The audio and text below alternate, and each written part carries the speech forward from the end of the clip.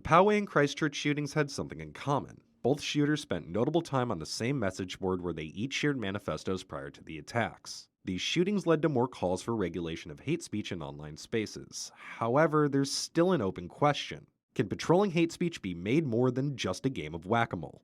We've seen that deplatforming can control hate speech. At its most basic, deplatforming censors or outright removes people from online spaces where they spread hate speech or misinformation. When it works, deplatforming can drive so much traffic away from these spots that they become empty and lead to lost revenue for organizers. When Alex Jones and InfoWars were banned from Facebook and YouTube, video views and traffic to the InfoWars website fell by half. Far-right activist Milo Yiannopoulos claims he's been banned from so many platforms that it's contributed to his millions of dollars of debt.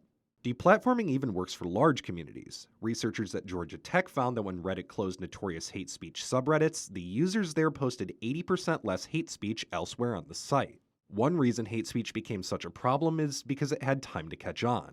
According to Jessica J. Gonzalez, Vice President of Strategy and Senior Counsel at Free Press, the largest social media companies failed to use proper enforcement on hate speech in the early stages of their companies. A lot of the companies have decent anti-hate policies, and what's really lacking is the enforcement.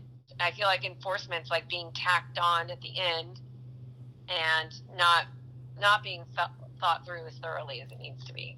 Twitter, at its infancy, did not want to have any policy on hate. It has one now.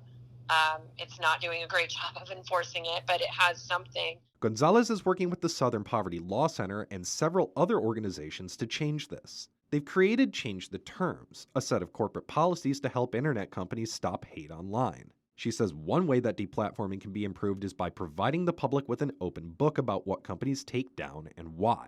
People of color protesting racism are often taken down, while white supremacists engaging in racism are not. And we need some transparency so that we can hold these corporations accountable. We need data so that it's not just left to the companies or a few public watchdogs to decide. Next up could be to take deplatforming a step further, to the registrars, network providers, and payment processors that help keep websites running.